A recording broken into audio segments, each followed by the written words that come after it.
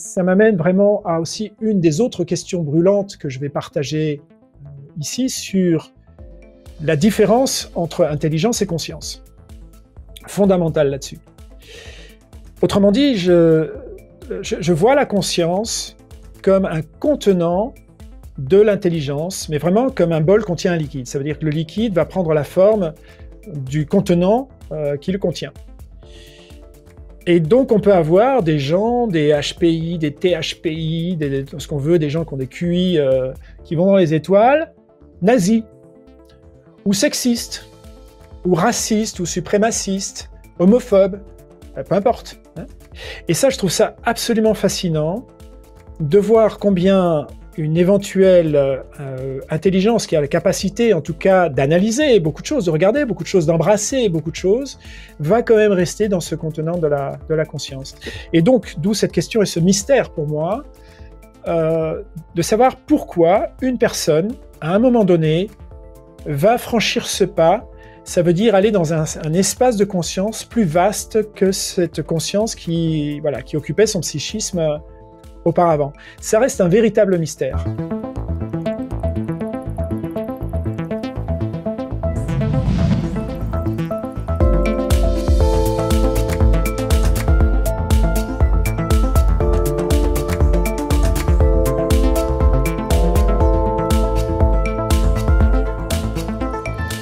Je reviens au parcours que tu m'as évoqué, donc qui est le tien avec ce que tu en as retiré aujourd'hui, ce que tu as réussi à en faire et comment tu te l'appropries et tu t'en distancies à la fois.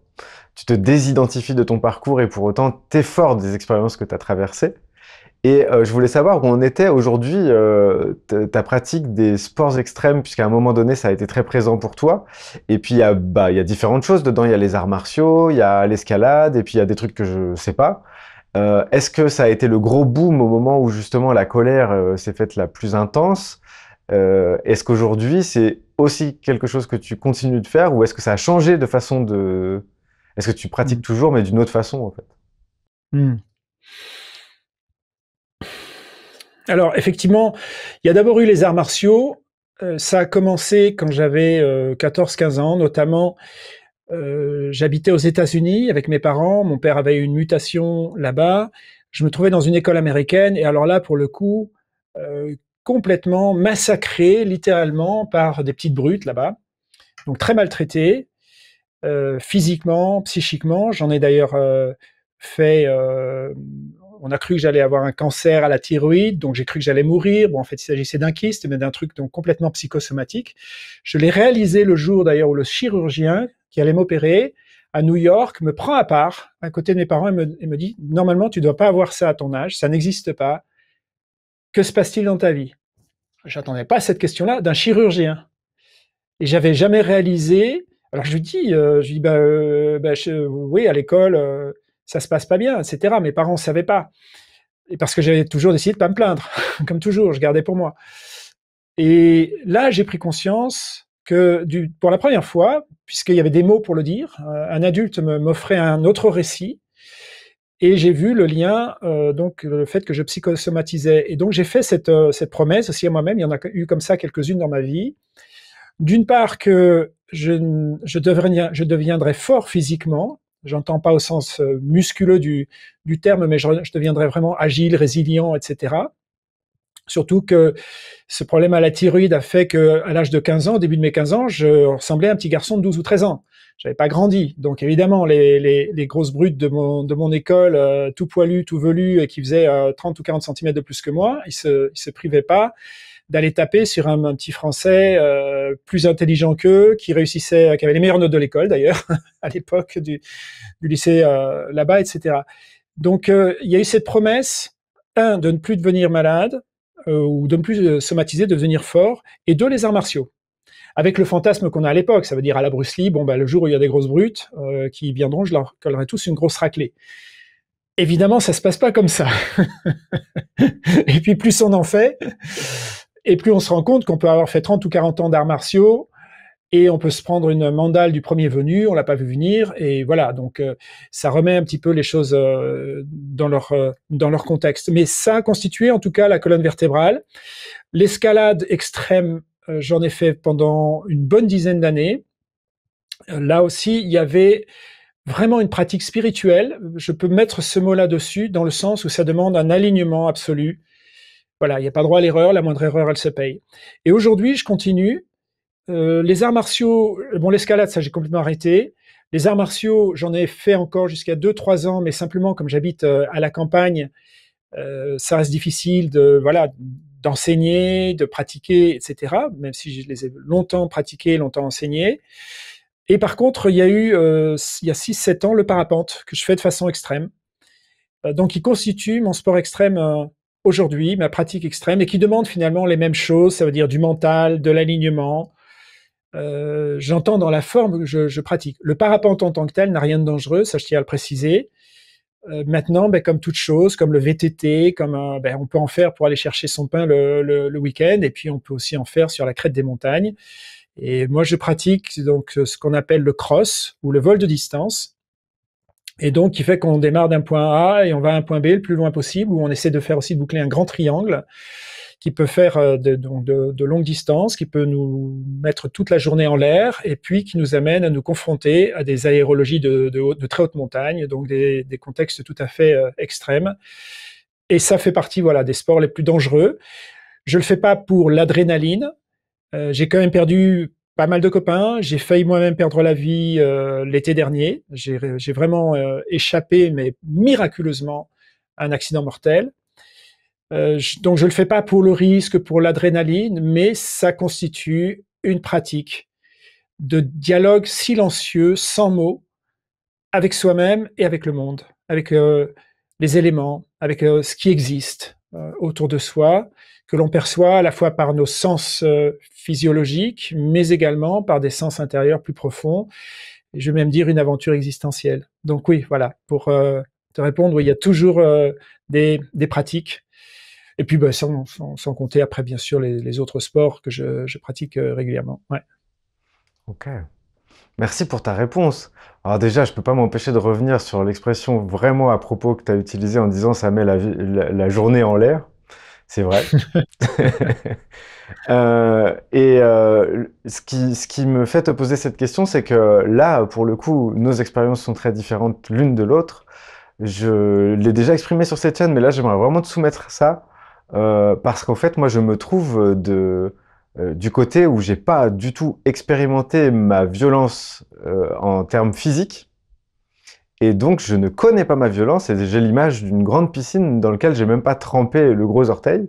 Ce qui m'empêche pas de pouvoir exprimer, je sais pas, jurer quand il y a un truc qui se passe pas bien, comme tout à l'heure les déconnexions, tout ça.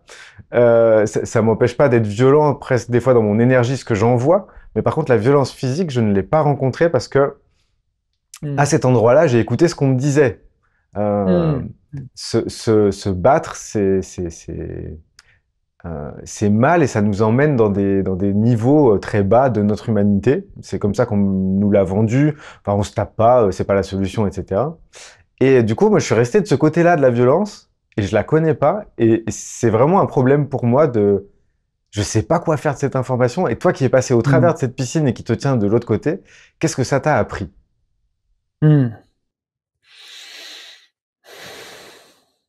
Ouais, super question et pas très simple.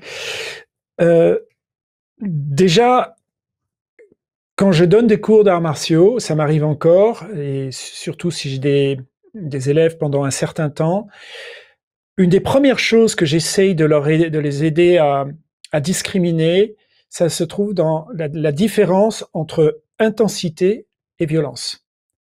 Parce que pour beaucoup de gens, on leur a appris ça. Si tu deviens intense, ça veut dire que tu deviens violent. Et donc, les gens n'osent pas leur intensité.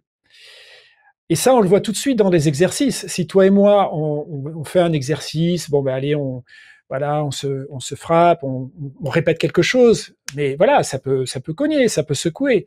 Mais on peut le faire de façon très intense. Il n'y a pas une once de violence. Je ne fais pas ça pour te faire mal, pour te dire quelque chose, et tu fais pas ça aussi pour me faire mal et pour me montrer qui est la plus grosse, quoi. Ça se joue pas là. Donc, on peut aller dans de l'intensité sans une once de violence.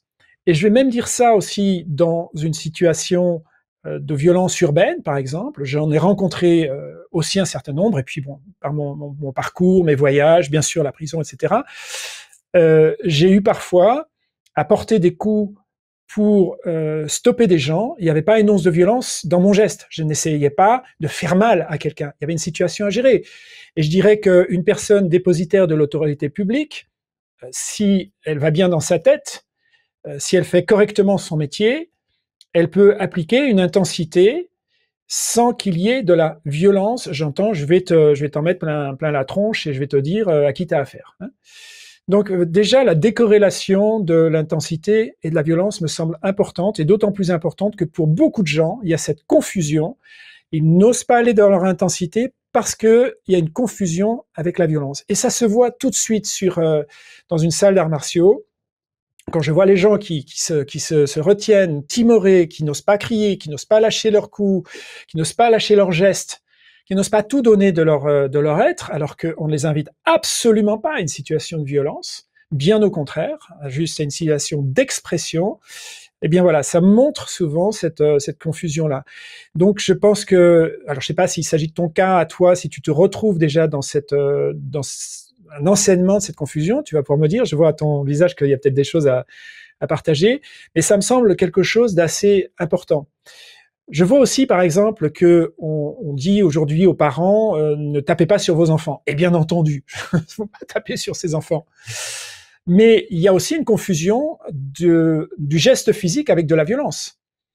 Je vois, je sais pas, on peut aller dans des parcs en ville, par exemple. Combien je vois de papa ou de maman, mais qui gueulent sur leur enfant. Alors ils les tapent pas, hein, mais l'expression verbale porte une violence envers eux effroyable. Et franchement, je ne sais pas si ça va pas leur faire aussi mal psychiquement que s'il y avait une violence physique. Et ça, on n'en parle pas. Voilà, donc déjà ce qui me vient sur ça. Ensuite, la violence en tant que telle, il me semble important de la connaître, d'en connaître les rouages, les mécanismes. Je ne vois pas comment je pourrais aujourd'hui me revendiquer comme non violent. Et vraiment, j'assume cette posture si je n'avais pas déconstruit la violence. Ça veut dire à quel moment déjà elle se construit en moi, quelles graines peuvent exister en moi pour qu'elles se développent, et comment ça se passe dans le psychisme individuel et collectif. Donc ça me semble, voilà, je ne veux pas confondre la non-violence et l'évitement de la violence. Bien entendu, il faut l'éviter, mais la véritable non-violence me semble atteinte ou aboutie quand on a compris en soi les germes et les mécanismes de cette violence. Et l'avoir compris, ça ne vient pas du fait d'avoir installé en soi des mécanismes répressifs de cette violence. Il y a bien une différence, parce que la répressif, ça veut dire évitement. Ça veut dire qu'on n'a pas forcément traité le problème à sa racine, ou en tout cas la source de tout ça. Comment tu accueilles ce que je te dis? Bah, je te remercie beaucoup. Je te remercie beaucoup. Il y a plein de choses dans ce que tu viens de me dire et je pense que je réécouterai cette réponse avec encore plus d'attention lors du montage parce qu'il y a des choses qui sont pas encore vues par moi, donc du coup c'est évident et puis c'est le genre d'évidence qui va me filer entre les doigts parce que mes prédispositions habituelles vont reprendre le dessus, tu vois. Ça va s'évanouir assez rapidement. Mais la confusion que je peux faire euh, en fait, je me rends bien compte, c'est ça qui s'est levé, c'est le fait de dire, attends, mais c'est pas que je suis pas violent, c'est que, en fait, je m'interdis.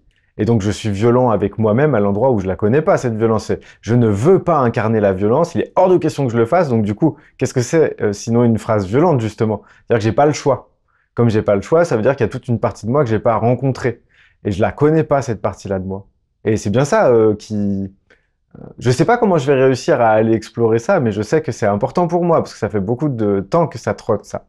Donc bah je fais plein de trucs. Au bout d'un moment, ce sera ça qui sera au menu. Aller explorer ça pour voir ce que ça dit. Et il y a une chose que tu as dite qui me paraît aussi notable, surtout dans ce qu'on a déjà échangé par rapport aux étiquettes de fonctionnement cognitif différents. Cette confusion entre intensité et violence, elle est aussi vécue. C'est-à-dire qu'on va se censurer à l'endroit où notre intensité va paraître trop violente pour les autres. parce que on se contente pas de tiède. Et dans ton témoignage, on voit ça. Tu te contentes pas de tiède. C'est pas ça ton truc. Oui, après aussi, ça appartient aux autres dans leur récit. Ça veut dire que si l'autre confond aussi justement intensité et violence, ça veut dire que l'autre peut aussi vivre ton comportement ou le mien dans cette confusion-là, de confondre une intensité et une violence, alors qu'il n'y a pas une seule intention de violence. Après, peut-être peux-tu en dire plus sur toi. Je ne sais pas si tu as connu ou rencontré la violence dans ta vie, ça veut dire la violence qu'on t'inflige. Moi, je l'ai rencontré à l'école, je l'ai rencontré très tôt. Il y a aussi toute une autre partie de mon adolescence dont j'ai pas parlé, qui m'a fait aussi une seconde fois, là, ces 2 dernières années, radicalement changer mon récit, mais il y a une violence énorme aussi dedans. Donc, déjà, ça commence par le fait de la subir. Mais je veux pas sursimplifier parce que dans mes souvenirs, je peux aussi, dans la petite enfance, je peux aussi retrouver en moi des actes violents, notamment dans l'arrivée de ma petite sœur. Je me rappelle très bien avoir envie de la tuer. Et même à un moment d'avoir pris un couteau, alors maladroitement, parce que à 2 ans, on n'a pas le geste de tuer, mais me dire, tiens, je les mettais dans la bouche, je me rappelle très bien à ce moment-là, ce que ça va faire quoi. Mais donc, il y avait vraiment l'impulsion, la pulsion, en fait, euh, de l'agression, donc que l'on porte tous, et qui ne me venait pas, on va dire, d'une appropriation culturelle à ce moment-là. Ça relevait vraiment de la pure pulsion, du rejet, de se sentir agressé, et donc de donner une réponse violente par rapport à ça. Donc, bon, petit ange, mais petit diable aussi. Hein. Il y a les deux qui vont ensemble. Mm. Donc, as-tu reçu, malgré toi, vraiment des phases de violence, j'entends de violence forte, on en a tous. De toute façon, qui ne se prend pas un jour une raclée à l'école, une injustice avec des profs, des parents qui comprennent pas, etc. Mais je parle au-delà de cette violence ordinaire qui caractérise le bruit de fond de la société. As-tu, toi, vécu des violences extrêmes? Oui, bah, je dirais sans hésiter Hmm. oui. Euh, D'accord. En fait, justement, bah, je t'ai entendu témoigner du fait que, dans un premier temps, tu t'es identifié ou tu as en tout cas choisi de suivre la logique concernant bah, juste le fait d'être un homme et donc d'apprendre à être un homme. Pour ma part, il était hors de question d'être un homme. C'est-à-dire qu'au-delà du fait d'être en colère d'être un humain, parce que je trouvais ça j'appartenais à une espèce dont j'avais honte ou alternait le fait d'avoir honte d'en faire partie ou d'avoir honte de pas pouvoir en faire partie. C'était un échange entre les deux. J'étais trop con pour comprendre comment ça fonctionnait, mais surtout je voyais à quel point c'était effarant de violence justement. Et la violence Excuse-moi, était, oui, clarification. Quand tu veux dire homme, tu veux dire un homme au sens masculin du terme ou homme en au tant sens qu'humain? masculin. Masculin, d'accord, merci. Oui, Euh, continuez. Ouais. J'appartenais à une espèce, donc l'espèce humaine, c'était déjà compliqué, mais principalement ce qui s'avérait. En fait, si tu veux, il y a une sorte je vois la société euh, euh, réaliser ce que moi j'ai réalisé quand j'étais tout petit, quoi, en ce moment. C'est-à-dire que justement, j'ai vu cette violence incarnée par les hommes, par l'abus de pouvoir, justement la lâcheté, parce que quand tu racontes ton histoire, le fait d'être plus grand et de s'en prendre aux petits Français qui arrivent, ça n'a rien de glorieux. Je veux dire, il y a quelque chose de et pour autant, bah, ils s'expriment là où ils sont bons, puisqu'ils se sentent nuls dans le reste. C'est aussi ça qui se passe. Mais moi, j'ai compris que je voulais pas être un homme dans ce que ça comportait. J'avais peur de me transformer en bête sanguinaire, tout simplement. Hein. C'était ça la Mm. peur. Donc j'ai refusé en voyant en face de moi en la figure paternelle un exemple vraiment très très pas physiquement, hein, mais psychiquement c'était rude. Donc du coup, en gros, j'ai décidé de me protéger de ça et de me m'interdire ça. Et c'est là où j'ai mis des flics partout, tu vois. Euh, Mm. j'ai mis des flics à l'intérieur de moi. Il fallait absolument pas que je développe ça. Je te raconte une anecdote vraiment drôle, justement. Quand j'étais petit, je faisais de la gym avec ma sœur. Je devais avoir, je sais pas, genre 5 ans au maximum. On allait faire de la gym et ma sœur elle est plus petite que moi, elle a environ 2 ans de moins que moi. Et je me retrouve avec ma petite sœur et en fait, à l'entrée du gymnase, il y avait la photo d'un couple, j'imagine, c'était le cliché des Allemands qui font du culturisme, un homme, une femme, avec des têtes blanches et des corps huilés et tout bronzés, avec les muscles bandés et tout, qui sourit. Enfin, vraiment, une vision apocalyptique de ce que je pouvais devenir. J'ai dit à ma petite sœur, j'ai vraiment pris mon rôle de grand frère au sérieux. Je lui dis, on fait pas les exercices qu'on nous demande, on va devenir comme ça sinon. Et j'avais Hmm. très très peur que d'un coup on devienne hyper baraque, à plus pouvoir se gratter si on voulait. Et du coup, j'ai vraiment pris ça au pied de la lettre et je l'ai défendu. Et donc, on ne faisait pas les exercices qu'on nous demandait de faire, ce qui posait problème. Parce que moi, j'ai vu la photo et logiquement, c'était le programme qu'on nous réservait, quoi. Euh, voilà. Donc, ça allait jusque-là. J'étais préoccupé par cette interdiction que je voulais vraiment pas glisser. J'avais l'impression que ça allait me happer euh, Hmm. et faire de moi quelqu'un que je voulais pas devenir. Tu as pu identifier d'où te venait cette association entre hommes et puis ce masculinisme toxique ou ce patriarcat, enfin peu importe quel mot tu as associé finalement à homme et quelles expériences d'origine t'ont amené à ça. Il y a énormément de choses. Hmm. Mais en fait, c'est tout ce qui se révèle aujourd'hui. C'est-à-dire qu'en fait, là, j'ai un point de vue beaucoup moins extrême que la société aujourd'hui maintenant. Mais sur le moment, j'avais exactement cet avis-là. C'est tous pourris. En fait, il suffisait de regarder autour de moi. C'est-à-dire que les personnes qui représentaient le pouvoir politique et les décisions, eh ben, c'était des hommes violents.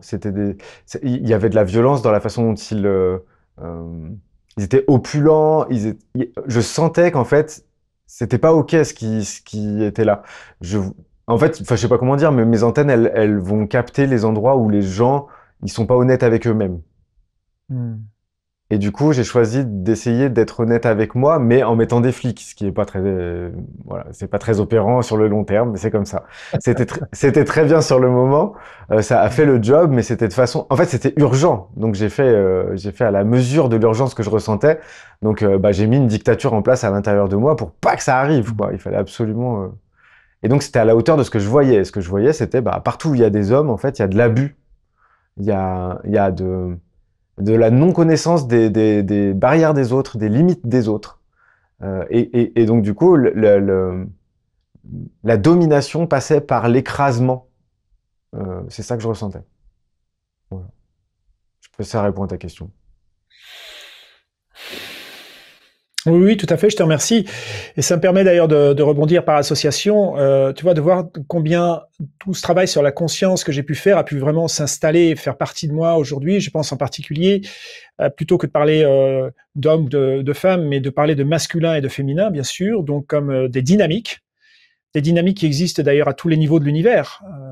Vraiment au niveau des particules, de la physique élémentaire, comme dans les cultures, comme chez l'individu.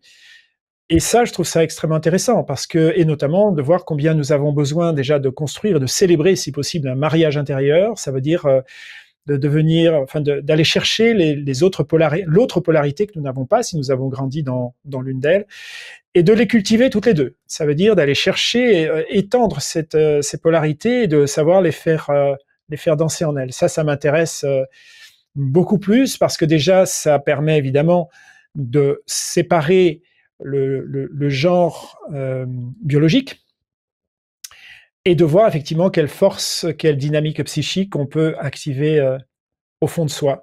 Et il y a à ce moment-là toxicité dès lors que l'une des polarités domine absolument et ne laisse pas de place à l'autre. Il y a un féminin toxique effroyable, il y a un masculin toxique effroyable, même si socialement le masculin toxique a dominé et domine très largement encore et fonctionne dans un rejet ou un écrasement du féminin.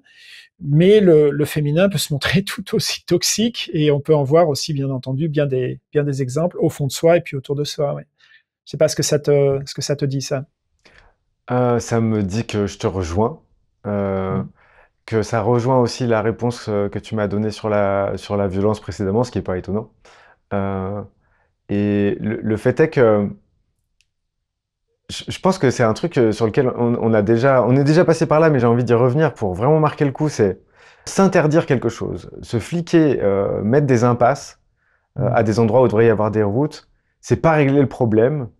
Et donc, du Absolument. coup, quand tu parlais de non-violence, il y a des personnes qui pratiquent la communication non violente avec des flics. Et généralement, c'est désastreux, ça. C'est désastreux. C'est d'une grande violence et à l'intérieur et à l'extérieur, pardon. Oui, ça me fait rire parce que j'ai eu, pendant des années dans mes séminaires, j'ai eu beaucoup de gens de la CNV, de la communication non violente, et j'ai pu observer ça. Ça fait comme si, tu sais, tu voulais contenir de l'eau sous pression, tu vois. Alors tu bouges des trous, mais ça finit toujours par ressortir ailleurs, parfois avec plus de pression. Et j'ai pu voir effectivement combien, oui, ça installait des process, des flics, des mécanismes de censure, alors qui ont leurs bénéfices, bien entendu, socialement parlant, mais qui se retournaient dans des formes parfois un peu pathologiques et voilà, que les gens n'avaient pas forcément traité. Ouais, tout à fait. Mm. Mais ce qu'il y a, c'est que justement, ça m'amène à un truc qu'on développera sans doute dans une autre discussion, mais on va faire un petit teasing. Dans ces grosses tranches que sont le pré-rationnel, le rationnel et le transrationnel, en fait, quand on n'explore pas un domaine et qu'on met des flics par croyance pure, parce qu'il y a une espèce de cocktail émotionnel à l'intérieur de nous ou culturel qui dit qu'il faut pas faire ça, il faut pas penser à ça, il faut pas développer ça, il faut pas l'explorer, on se trouve dans le pré quelque chose. On n'a pas exploré le truc, on n'est pas passé au travers une expérience, on ne veut pas la vivre. On refuse de se l'offrir et de passer au travers et de voir comment on est vivant de l'autre côté. Effectivement, quand on refuse le fait, qu'il s'agisse d'un fait extérieur ou d'un fait intérieur, une émotion, un processus intérieur, on ne peut le compenser que par un récit magique. J'entends magique au sens péjoratif du terme, évidemment, puisque le fait, il existe, donc il faut quand même le détourner et lui donner donc un récit qui va s'accommoder, mais s'accommoder d'autant plus qu'il n'aura rien de rationnel. Donc on restera dans le pré-rationnel, effectivement. Tu as tout à fait raison de pointer ça, et on pourra un jour ou maintenant ou plus tard, si tu veux, parler d'une de ces cartes de la conscience qui s'avère effectivement, à mon sens, très importante, oui. Hmm. Bon, on fera ça, je pense, plus tard, même si l'envie n'en manque pas. Euh, Il y a une phrase que j'ai écrite et que je voudrais te livrer, une question. Oui. En revenant justement à ta pratique des sports extrêmes et le fait qu'aujourd'hui encore, bah, ta pratique du parapente s'apparente à quelque chose quand même de relativement risqué. Je me posais cette question. Alors, je sais pas si c'est de la psychologie de comptoir ou si c'est une bonne question, tu vas me dire. Euh, Est-ce que risquer sa vie sans la perdre, c'est se donner la vie? Hmm.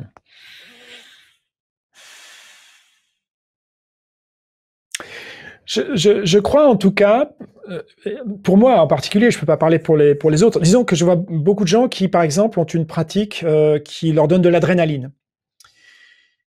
Et je le comprends très bien, j'ai pas de jugement, mais je me retrouve pas là-dedans. Je ne trouve pas aussi dans mes pratiques quelque chose de mortifère, mais par contre, ça me rend effectivement profondément vivant. Parce que déjà, avant de décoller, par exemple, euh, il s'agit d'aller écouter ce qui se passe au fond de soi. Ai-je peur? Oui, on a toujours peur. Mais s'agit-il d'une peur prémonitoire? Y a-t-il quelque chose que je dois écouter? Quel travail rationnel j'ai fait de préparer mon matos, de me préparer mentalement? Quel travail rationnel aussi je fais de l'écoute de tout ce qui se passe ici? Parce que ce lieu où je me trouve avant de décoller fonctionne un peu comme un hologramme, comme un réceptacle de tout ce qu'il y a autour. Ça veut dire les montagnes, qui a même des dizaines de kilomètres autour, agissent sur le lieu, sur l'aérologie, sur les vents, sur le parcours futur. Il y a aussi le vent météo qui nous vient de loin, il y a la brise locale, il y a ce que nous racontent les oiseaux, la brise dans les arbres, il faut tout observer, il faut tout accueillir. Et ensuite, il s'agit d'aller chercher, au-delà de la connaissance, de tout ce que le rationnel a pu acquérir, il s'agit d'aller chercher une connaissance plus lointaine, plus profonde, qu'on appelle le transrationnel. Et il s'agit donc d'un état de conscience. Et donc, ça fait vivre ça. Ça veut dire que chaque fois qu'une occasion arrive de vivre encore plus en pleine conscience, et il y a mille et une façons de le faire, et on peut le faire en restant assis sur une chaise. Il n'y a pas besoin d'aller voilà, faire un saut en parachute ou du parapente ou d'avoir de l'adrénaline pour ça. Mais malgré tout, voilà, cette pratique invite pour moi à une écoute et à une appréciation profonde de la vie. Voilà, ouais, ce que je peux dire dessus. Et quand je dis de la vie, pas simplement de la mienne, de la vie, parce que tu deviens les éléments. Et tu te confrontes à des forces, mais géantes, tellement immenses. Toi, tu existes comme une sorte de microbe en train de flotter dans ces éléments, de l'eau, de la terre, de l'air, du feu. Et wow, tu pèses pas grand-chose là-dedans. Donc tu dois danser vraiment avec ces géants, les écouter et te sentir à la fois tout petit, minuscule, éphémère, mais sujet à la moindre pitchenette qui peut t'envoyer balader, et en même temps immense. Et là, il y a vraiment un acte où la vie et la mort, finalement, cette dualité n'existe plus vraiment. Il y a un état particulier. Donc ouais, ça, en tout cas, ça me rend très vivant, ouais. J'entends ça, je reçois ton émerveillement et ce que ça t'apporte. Merci de ton témoignage, c'est précieux ça. Mm. Il y a plein de choses qui me viennent. Alors moi, ça coûte moins cher et c'est moins périlleux. Je me mets devant l'océan pour ressentir ça. Ça Ouais. marche souvent. Mm. J'allais venir à ça plus tard, mais finalement, tu me donnes l'occasion de le faire. En fait, bon bah, toi qui regardes cette vidéo, tu vois bien que l'échange qu'on est en train de vivre est assez arborescent, donc pas dans le sens scientifique du terme, qui dit que gna gna gna, c'est pas possible, je sais pas quoi. On part un peu dans tous les sens. Moi, ça me fait plaisir. J'ai l'impression que ça va pour toi. Et en découvrant ton travail, je me suis rendu compte que ce que tu faisais aussi, c'est que tu fonctionnais avec une conscience en poupée russe. Et que donc tu as une pensée en poupée russe, et c'est ce moment-là que tu décris, où tu es à la fois le petit point qui est baladé par le vent, mais dans tous les éléments en même temps, il y a quelque chose d'holistique dans l'expérience, et donc c'est ça, en fait, en gros, que je reçois de ce que tu viens de me dire, et ça réactive cette remarque que je voulais te faire. Tu as aussi une pensée en poupée russe, toi. Mm. Bah écoute, déjà, ça m'a toujours un petit peu fait sourire quand on parle des HPI surdoués zèbres, et, enfin tous ces gens-là. On parle de leur pensée en arborescence. Moi, ça m'a jamais parlé. Je sens pas du tout une pensée en arborescence, mais beaucoup plus déjà une pensée neuronale. Ça veut dire où chaque chose se relie à tout et un point ici va transformer un autre là. Donc complètement neuronal, multidimensionnel, et puis superposé. Ça veut dire d'états superposés qu'on retrouve parfaitement dans la notion de poupée russe. Cette notion de superposition m'intéresse d'autant que dans les domaines, on va dire, qui nous amènent dans les phénomènes étranges de la psychologie, je pense en particulier la parapsychologie, j'en parle en termes donc de discipline de recherche, et je m'y intéresse grandement puisque ça fait aussi partie de mes recherches sur la conscience. On s'aperçoit de plus en plus que les théories quantiques, j'entends bien le bagage intellectuel quantique, s'applique très bien pour décrire aussi les phénomènes de la conscience. Alors je prends bien une précaution ici, je ne dis pas que la physique quantique explique la conscience. Surtout pas. On pourra même en discuter là-dessus. Je dis simplement les outils théoriques, notamment qui parlent de superposition d'états, qui parlent de collapse, d'effondrement, font partie de théories de plus en plus appropriées. Et effectivement, souvent, en moi, je vis ma réalité psychique comme une superposition d'états. Par exemple, je peux voir, je sais pas, à un moment donné, sur mon tableau de bord intérieur, des émotions, donc un tableau de bord très complexe, forcément, de style 747, quoi. Il y a un milliard de trucs. Alors, on peut décider de les ignorer, ou on peut décider de les écouter, et même finement. Et si je les écoute finement, je peux, je sais pas, à un moment voir un petit bout de frustration là, tiens, un gros truc colère là qui s'allume, ça fait bip bip bip. Et puis sur un autre plan, je me sens mais parfaitement serein. Le pilote voit cet instrument-là de mesure, dit tiens, ça bip là. Pourquoi? Il se passe quoi, etc. Et déjà, il y a une superposition d'états. Et puis en même temps, il y a aussi pour moi, ce qui reste un des grands mystères que j'essaie de comprendre et d'explorer, imagine que entre toi et moi, voilà, on se voit face à face, et il y ait des centaines de points, d'accord? Des petits points. Alors on voit les mêmes, hein, positionnés exactement au même endroit. Bon. Et moi, je vais relier ces points-là, et ça va écrire une histoire. Ça va montrer un ours, par exemple. Mais toi, tu vas avoir ces mêmes points, mais tu vas relier celui-là, celui-là, celui-là, celui-là, et tu vas avoir un oiseau. Bon, nous voyons les mêmes points, nous avons construit deux récits totalement différents. Et là aussi, il y a des états de superposition que je trouve intéressants. Déjà, de constater qu'il y a une superposition d'histoires possible en moi. Plus j'ai observé ce phénomène, plus j'ai vu combien je pouvais, pour une même situation, un même vécu, donc un ensemble de points possibles de récits, considérable, mais je peux relier cela, cela, cela, cela et sortir un récit. Mais je peux aussi relier cela, cela, cela, cela, cela et sortir un récit tout à fait différent. Et on fonctionne tous de la même façon. Et à tel point que lorsque nous avons des points en commun, c'est intéressant de noter ça, ça veut dire que nous voyons les mêmes points, nous pouvons avoir des récits tellement différents qu'un observateur extérieur se demanderait si nous avons partagé un bout de moment ensemble. Je le vois pour les couples, je le vois pour les gens qui travaillent ensemble, surtout quand il y a des souffrances. Leur façon de construire le récit et leur façon de relier leurs propres points, alors qu'ils partagent les mêmes points en commun, s'avère tellement différent qu'on peut se demander s'ils ont vraiment vécu des moments ensemble, s'ils ont travaillé ensemble, s'ils ont eu une vie de couple ensemble, s'ils ont vécu en tant que parents et enfants ensemble. Ça me questionne et ça me ramène de façon un petit peu extensive, mais à ta question, tu vois, peut-être moins des poupées russes, mais des superpositions d'états, des superpositions de potentiel. Et ça m'amène aussi à cette hypothèse, ça reste vraiment une hypothèse de travail aujourd'hui, mais tu sais, tout comme en physique quantique, quand on fait la mesure, à ce moment-là, la mesure crée le collapse. Ça veut dire que ça va créer soit une fonction d'onde, soit une particule, ou bien deux particules soudées, peu importe la distance, l'une va prendre un état et l'autre immédiatement, en même temps, peu importe la distance, va prendre l'état complémentaire. Ça me fait penser que le moment où je produis un récit, le moment où je nomme une émotion, il y a comme un collapse d'une superposition d'états, exactement comme dans la physique quantique. Et je trouve ça intéressant à observer. En tout cas, plus j'observe ma conscience et bien sûr mon fonctionnement psychique, plus je me rends compte de ça. Et je pense que nous avons tous ça, mais que peu de gens ont conscience de ce processus. Ça veut dire que la majeure partie des gens vont produire un récit comme s'il s'agissait de quelque chose d'objectif. Et nous allons avoir à plusieurs des confrontations de récits, ce qu'on appelle le perspectivisme. Ça veut dire une perspective doit forcément l'emporter sur une autre, alors que nous avons un objet complexe qui peut se voir de multiples perspectives. Je pourrais revenir dessus. Mais voilà un petit peu ce que ta question sur les poupées russes amène comme réflexion et par extension. Comment ça atterrit pour toi et ça te dit quoi? Euh, j'ai envie de te remercier de me mettre en ébullition comme ça fait très plaisir. Je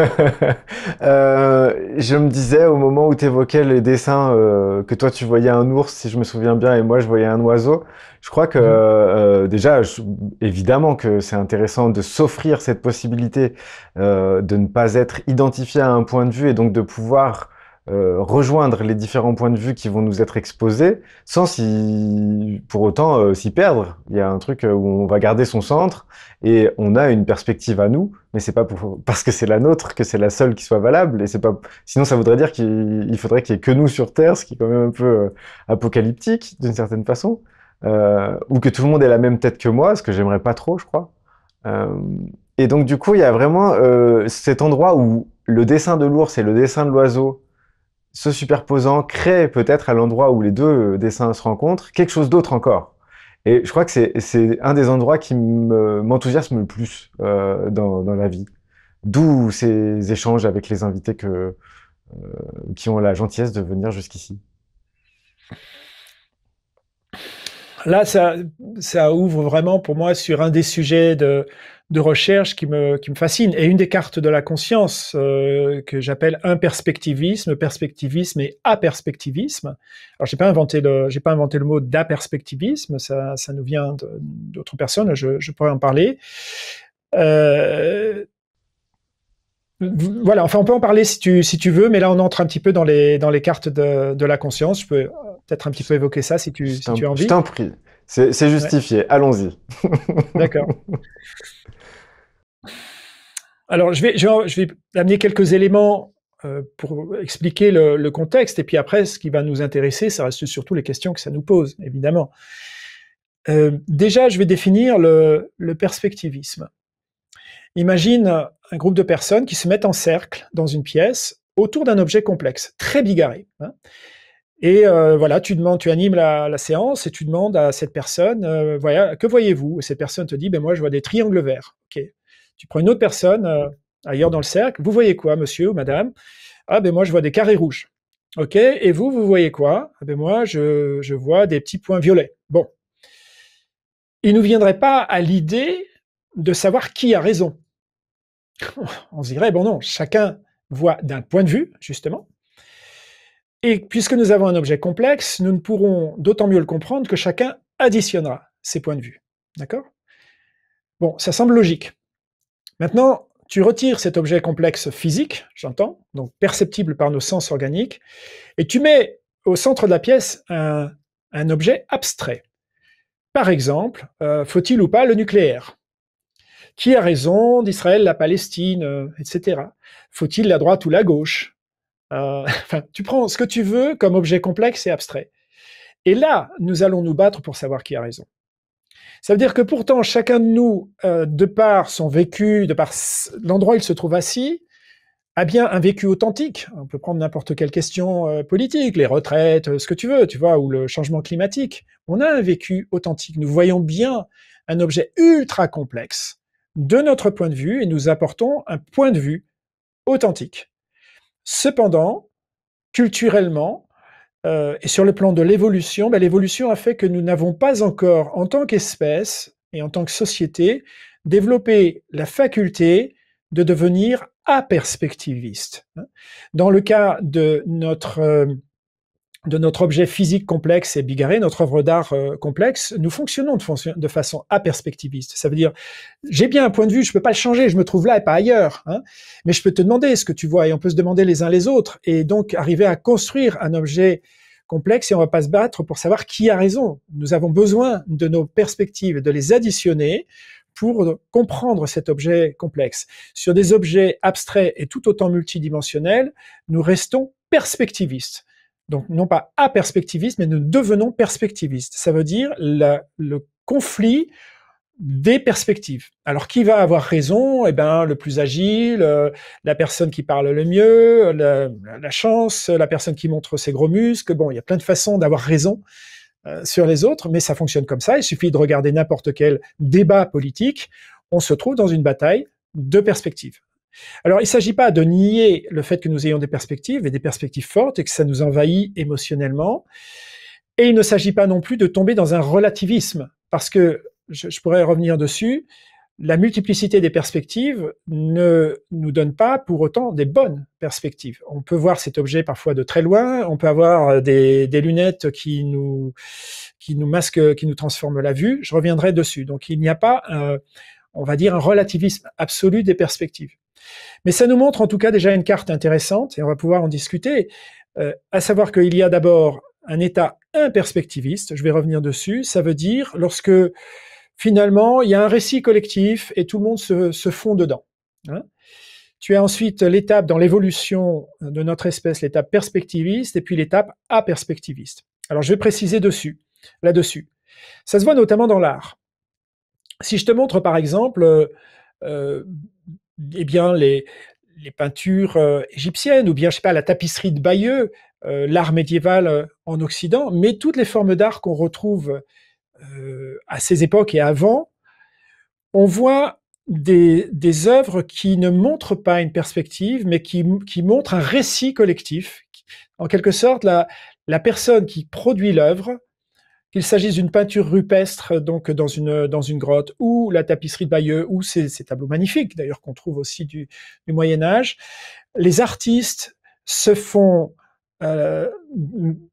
transmetteurs ou transmetteuses d'un récit collectif. Elles ont cette fonction-là. Et d'ailleurs, il ou elle ne signe pas l'œuvre. On n'a pas, justement, un nom en bas de l'œuvre, de la statue, de la peinture. Il y a beaucoup de récits aussi narratifs. On ne connaît pas les auteurs ou les autrices de ces récits. On en connaît des conteurs ou des conteuses, mais il n'y a pas de nom. Et bien là, on se trouve dans un une période de la conscience humaine où il y avait, qu'il s'agisse de ma petite tribu ou de la civilisation dans laquelle je vis, la grande civilisation, il y a un récit collectif, il faut y adhérer. Si on n'y adhère pas, évidemment, on a des problèmes, on peut avoir même de très gros problèmes. Et l'art raconte, transmet ce récit sous différentes formes et différentes variations. Et puis arrive un moment, et on le voit très bien dans l'art occidental, mais dans d'autres civilisations humaines, ce moment où l'œuvre devient signée, et avec notamment l'arrivée en peinture de la perspective. Donc signé, ça veut dire je vois le monde de ce point de vue-là, et il s'agit de moi qui le vois comme ça, et je le revendique en tant que tel. D'accord ? Donc dans la peinture, on voit littéralement la perspective arriver, mais aussi dans la littérature, mais en fait, dans tout ce qui produit de l'art, on signe et on dit voilà le monde tel que je le vois. Et tu vas pouvoir entrer, par l'entremise de l'œuvre, tu vas pouvoir entrer dans mon psychisme. D'ailleurs, pour moi, une œuvre d'art, en tant que telle, elle sert d'intermédiaire entre le psychisme de la personne qui regarde cette œuvre, qui entre en contact avec cette œuvre, qui l'écoute, qui la voit, peu importe, qui la goûte aussi, et la conscience, le psychisme de l'artiste en tant que tel. Donc là, nous voyons dans le monde, à des époques à peu près similaires, à 200 ans près, ce qui ne fait pas grand-chose, une entrée de notre espèce dans le perspectivisme. Et nous vivons encore là-dessus.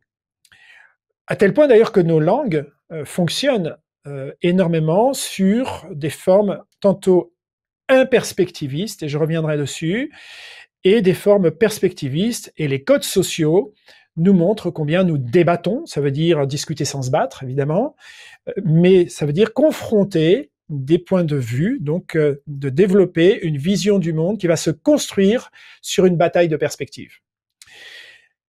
Quand on chemine, et ça on peut le faire personnellement, la société ne nous y invite pas, en tout cas aujourd'hui, pas institutionnellement, on peut développer une pratique à perspectiviste. Ça veut dire, bien entendu, la capacité d'accueillir d'autres discours, d'apprendre aussi à les hiérarchiser. On verra qu'il y a des hiérarchies quand même dans les discours.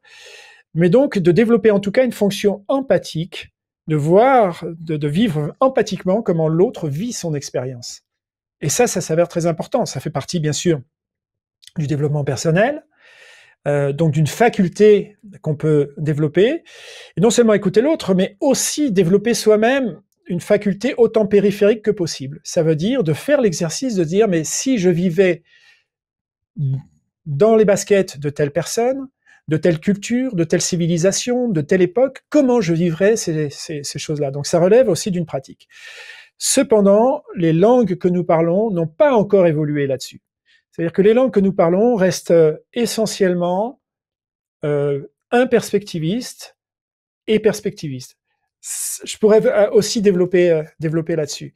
Mais donc la question que je me pose justement sur nos évolutions, à la fois en tant qu'individu, mais en tant que société d'individus, nous traitons tellement, je veux dire, d'objets tellement complexes, qu'il s'agisse de notre propre récit individuel, qu'il s'agisse du récit collectif, mais qu'il s'agisse aussi donc de questions que l'humanité se pose à elle-même, le réchauffement climatique, les guerres, la pollution, enfin tous ces objets ultra complexes, nous les abordons de façon perspectiviste. Voilà, donc comment évoluer là-dessus? Donc voilà un petit peu, et comment on relie les points, et comment on peut voir l'ensemble des points. Voilà, il y a des milliers de personnes, il y a des milliers et des millions de points, et comment voir tout ce qui peut se dessiner à partir de ces multiples perspectives, et bien entendu sans tomber dans le relativisme. Il y a bien une différence entre aperspectivisme et relativisme. J'arrête là déjà. Comment ça fait résonner quoi en toi tout ça? Bah, je vais te parler de ma perspective. Je me sens comme un chien de berger, tu sais, qui, lorsqu'un groupe se disloque, a envie d'accompagner tout le monde. Là, c'est toutes les envies que j'ai eues de rebondir pendant ce que tu évoquais, ou tout ce que ça a provoqué aussi comme sensation à l'intérieur de moi. J'ai pas forcément à rajouter mon grain de sel par-dessus ce que tu dis, c'est tout ce que ça provoque aussi. J'ai l'impression que notre échange crée des images en 3D à l'intérieur de moi, ou peut-être même plus. Et notamment là, le fait que ça donne envie de parler d'architectures invisibles, ça donne envie de parler justement du langage comme une architecture invisible. Et du coup, de te dire que c'est précieux ce que tu évoques, parce qu'en fait, à l'endroit où il y a des mots qui vont nous permettre de passer d'une étape à une autre, il faut qu'il y ait des mots qui arrivent pour qu'on puisse accéder au fait de se comprendre pendant qu'on est en train de le vivre dans ces endroits-là qui sont encore à défricher. Donc c'est excitant comme la conquête d'un territoire vierge et c'est handicapant comme le fait de ne pas encore y avoir vraiment posé le pied ensemble. Et aussi, ça a la vertu, parce qu'il y a ça aussi. Oui, je suis désolé, je fais un pas de côté, parce que là, je t'évoque tout pêle-mêle et ça m'emmène à un endroit que je voulais évoquer. Cet endroit-là, en fait, c'est quand euh, l'effet de contagion, le fait de poser de la conscience quelque part, c'est presque irréversible. Je veux dire, il faudrait avoir un accident pour régresser ou prendre des produits très puissants. Et donc, du coup, c'est de la même façon que quand on arrive sur un territoire comme par exemple la découverte de l'Amérique ou d'autres endroits dans le monde, c'est irréversible. Ça veut dire qu'une fois qu'on a posé le pied sur la Terre n'est plus la même. On a amené les trucs à nous aussi. Il n'y a pas uniquement quelque chose qui s'offre à nous, il y a aussi quelque chose qui transpire de ce avec quoi on arrive. Et donc j'ai Oui, oui. l'impression, la terre que tu évoques, elle est justement assez vierge de conscience pour l'instant. Et le fait d'amener de la conscience, est-ce que t'as pas peur, tu sais, qu'avec la conscience de beaucoup de gens qui se ramènent à cet endroit-là, ça le dévitalise ou ça, tu sais, ça le corrompt. Voilà, c'est ça le mot que je voulais trouver. Hmm.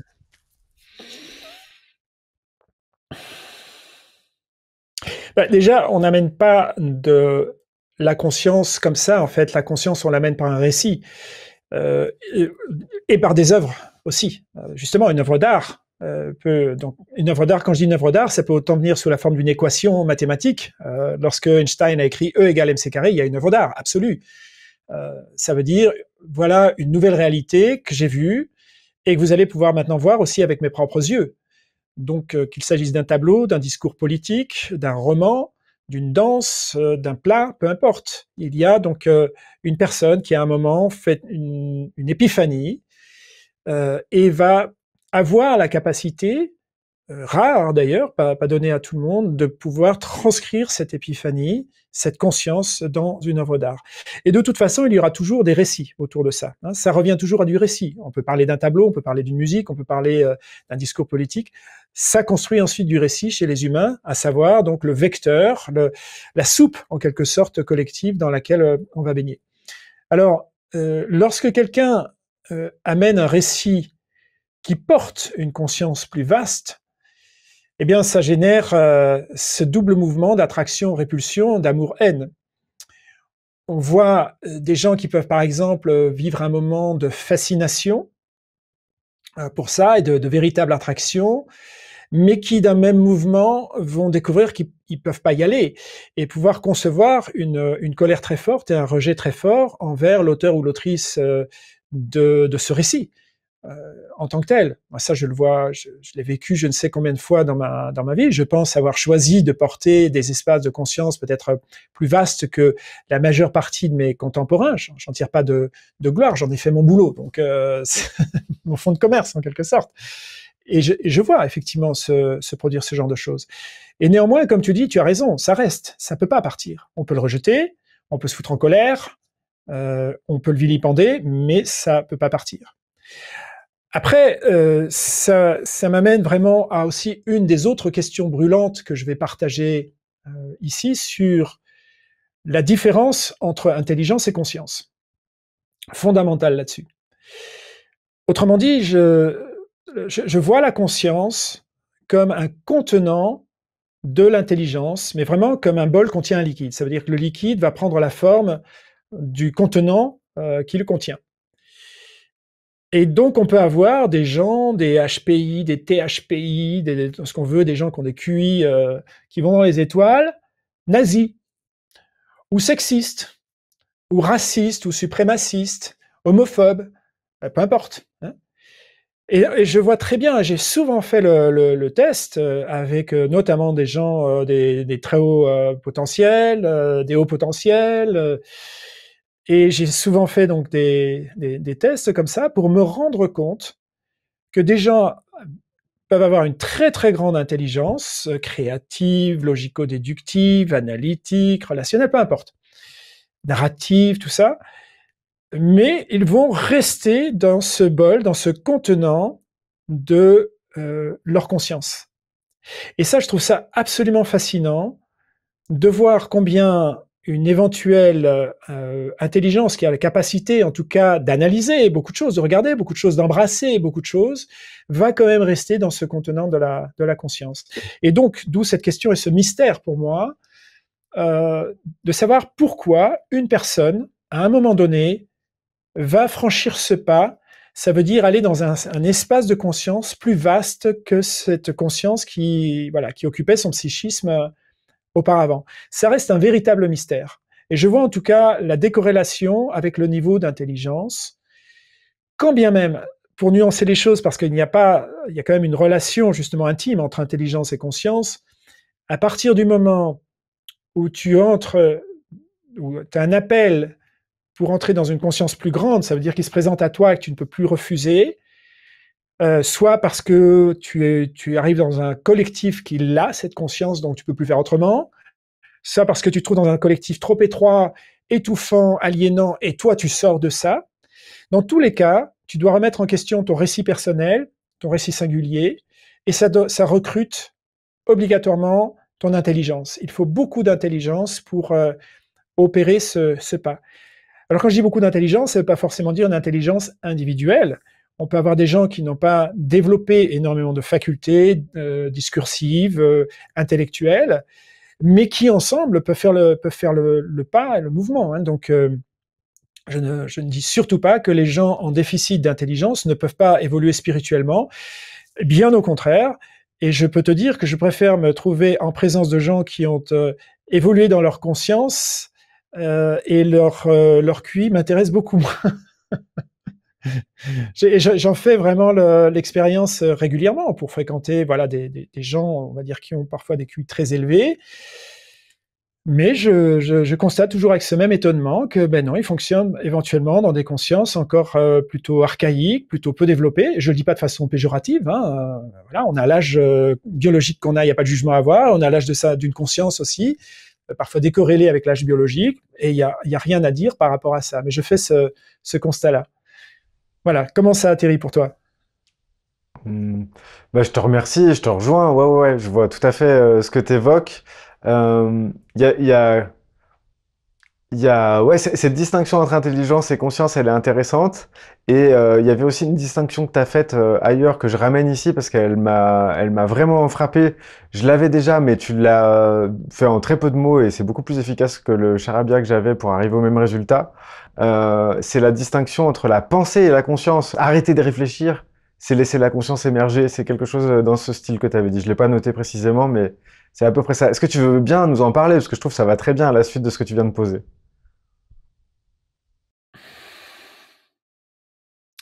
Ben ça nous ramène à Descartes. Alors j'entends le Descartes un peu caricaturé si on ne retient que sa fameuse maxime, hein, le ego cogito, le je pense donc je suis, si je reprends ça. Et l'expérience de toute personne qui va explorer la conscience, qui va méditer, dira plutôt le contraire. Je suis, donc je pense. Ça veut dire en fait que la pensée relève d'un épiphénomène de la conscience. Et que la conscience représente quelque chose de beaucoup plus vaste que la pensée, même si la pensée représente son instrument d'écriture et son instrument de socialisation. Euh, je précise aussi que le langage, les langues que nous parlons, nous amènent la dimensionnalité du temps. Ça s'avère très important. Je pourrais revenir aussi dessus sur cette question très complexe du temps. Les langues et l'abstraction, et qu'on retrouve bien sûr chez d'autres espèces qu'humaines, il y a des langages complexes chez certaines espèces et qui nécessitent de recruter l'abstraction. L'abstraction, ça veut dire que ton psychisme va vivre quelque chose qui n'a pas lieu maintenant ici au présent. Soit ça, on parle du passé, tu vas pouvoir investir du passé, par des souvenirs, justement par des récits qui racontent des histoires, des situations qui ont pu avoir lieu. Ça n'a pas lieu maintenant. Sensoriellement, tu ne touches rien, tu ne goûtes rien, tu ne vois rien, tu n'entends rien de tout ça au présent, mais tu vas quand même t'y investir psychiquement dans un autre moment qu'on appelle le passé. Ou alors le futur. Ça veut dire aussi, tu développes individuellement et collectivement des facultés d'aller investir une autre temporalité qui, pour le coup, se passe au futur. Et pareil, tu vas vivre psychiquement ça comme si ça avait lieu maintenant. Et donc, nous avons développé des outils absolument extraordinaires, mais qui, en même temps, peuvent, s'ils deviennent nos patrons, en quelque sorte, j'aime bien dire bon serviteur, mauvais maître, hein, bon serviteur dans le sens où ça nous donne la capacité d'exister en nous-mêmes et socialement. Le récit s'avère absolument indispensable et consubstantiel de la conscience, mais en même temps, l'exploration de la conscience doit passer par des états où le récit n'existe plus, où on a mis de côté le récit et donc, évidemment, la pensée, puisque le récit naît de la pensée. Alors, quand je dis mettre de côté, ça ne veut pas dire qu'on ne pense plus. Il y a des états, effectivement, où on ne pense plus. Il n'y a plus de pensée qu'on puisse, qui s'empare de nous. Mais il y a aussi des états méditatifs où on peut simplement observer les pensées. Mais on les voit passer comme des nuages. Ça veut dire qu'on ne s'investit pas dedans, on ne devient pas elles n'envahissent pas l'essentiel de notre espace psychique. Ce qui constitue d'ailleurs la première phase, la première partie de la méditation. Les pensées se trouvent là et puis on apprend de plus en plus à les regarder et puis les laisser partir et se rendre compte que oui, il y a autre chose que les nuages, il y a tout. Et il n'y a pas de mots pour le dire, justement, précisément à cause de ça. Voilà un peu comment je vis ça. Comment tu le vois et le vis, toi? Euh, Il y a, il y a plein de choses. Il y a notamment des. Alors, où je vais avec tout ça? Je trouve ça éclaire. En fait, donc ça éclaire à l'endroit où on va poser les mots de au long qui sont dans ton langage et pas dans le mien encore, mais qui vont déterminer justement quelle poupée russe englobe laquelle. Et souvent, il y a une confusion dans notre vécu subjectif. On va confondre la poupée russe du dessus avec celle du dessous et Oui. inversement. Et donc, du coup, ça Mhm. crée des confusions qui sont, je crois, très dommageables, parce qu'à long terme, on réfléchit toujours de cette façon-là en disant ça, c'est la poupée russe numéro 5, alors qu'en fait, c'est la poupée russe numéro 1. Et donc, du coup, on lui donne un rôle qu'elle n'a pas et on force sur Mhm. les autres. Il y a un truc comme ça. Deuxième chose, c'est plutôt dans ce que tu as dit. J'étais dans l'endroit où, en fait, finalement, donc la perspectivisme, aïe aïe aïe, ça va être dur à dire maintenant. Donc du coup, le fait d'être confondu avec le récit collectif et de ne pas avoir d'individualité propre, c'est une sorte de soupe un petit peu indéfinie, quoi. Ensuite, on va rentrer dans quelque chose de nominatif, donc on va s'identifier à son point de vue propre et on va signer ces trucs en disant, potentiellement en rentrant en guerre avec les autres parce que il y a qu'une seule vérité et donc du coup, si les autres en disent une autre, bah il faut détruire leur point de vue parce que il peut pas y avoir plusieurs vérités. On a appris qu'il y avait qu'une seule vérité avant. Donc du coup, on continue d'être avec il y a une seule vérité dans le niveau d'après. On n'a pas fait le ménage à cet endroit-là. Et ensuite, il y a l'émergence fabuleuse de l'altérité dans le fait de pouvoir épouser le point de vue de quelqu'un d'autre que soi, de comprendre que ces expériences l'ont amené à regarder le monde d'une façon qu'on ne pourra jamais vraiment comprendre, mais dont on pourra saisir certaines choses pour se nourrir, pour se grandir, pour s'élargir, pour justement bénéficier presque par procuration, d'une certaine façon, de ce qui a été vécu par cette Mhm. personne-là. Donc son expérience est précieuse. Et tout ça, avec en face le fait que le cerveau, il est fait pour figer le réel, pour le simplifier, pour faire des raccourcis, pour pouvoir faire des actions. Et donc, du coup, tout ça, ça se bat. Donc, il y a d'une part l'expansion et d'autre part le phénomène de figement pour comprendre, pour affirmer, pour se sentir en sécurité, pour pas être en vertige. Il faut figer les choses, il faut les résumer, et donc, du coup, il y a une espèce de battle énorme et qui se vit à l'intérieur de chacun de nous, mais qui va se vivre de façon euh, fractale, j'ai l'impression, au-dessus de nous. Voilà. Donc je suis avec tout ça. Je sais pas si c'est clair. Hmm. Bah, ça me semble très clair. Et pour ma part, pour essayer de me figer le moins possible, et je dis bien le moins possible parce que, évidemment, comme tout le monde, je le fais, ça fait partie de nos natures, et on a besoin aussi de simplifier, de figer, de rendre les choses un peu définitives, etc. Mais il y a quand même des façons de s'en prémunir un petit peu, ou en tout cas de faire un petit peu moins mal que ça, notamment le souffle, la respiration. Ça veut dire de constater qu'il y a toujours un état physiologique qui correspond au moment où une pensée ou une opinion se fige en moi. Quelque chose aussi va se figer en moi, dans mon souffle, dans des micro-contractions, etc. Et le corps ne ment pas. Donc la connaissance du corps et son écoute et le fait de le laisser vraiment toujours aérer, de le laisser respirer, aide énormément à cultiver cet état psychique du flux. Ça veut dire que tout change, tout bouge, tout vit, tout vibre en soi, autour de soi, chez les autres. Et je crois que nos cultures occidentales qui ont tellement surinvesti l'intellect négligent malheureusement et auraient tout à gagner justement à réinvestir le corps et non pas simplement comme une sorte de véhicule, comme on se déplace dans sa bagnole, quoi. On habite un corps, non. Je pense pas que j'habite un corps, je pense qu'un corps habite en moi. Donc il y a plutôt l'inverse. Et donc cet instrument de musique, voilà, justement, de le laisser vivre, de l'écouter, tout ce qu'il a à nous dire, pour justement pouvoir produire une musique encore plus sympa, encore plus divine, encore plus créative, encore plus libérée, encore plus porteuse de potentiel. Et puis tu as prononcé aussi un mot magique, on pourra y venir dessus, on repasse un peu dans les trucs conceptuels, mais le mot de Holon, H-O-L-O-N, et qui justement nous montre que la conscience, elle aussi, fonctionne comme des poupées russes, justement. Ça veut dire que il y a des récits qui semblent tout à fait sur le même plan, puisqu'il s'agit de récits, donc on entend bien quelqu'un dire, mais ça ne vient pas du même holon de conscience. Ça veut dire que c'est même pas du même niveau de conscience. Et là, justement, ça nous évite de tomber dans le relativisme, à savoir de mettre tous les récits à plat. Alors concrètement, ça veut dire quoi? Je vais donner un exemple.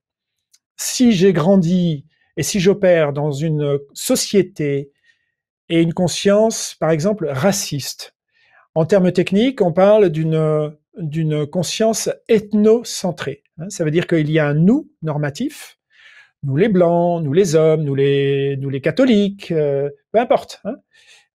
Donc ce nous normatif qui constitue donc la norme, la chose normale, et les autres.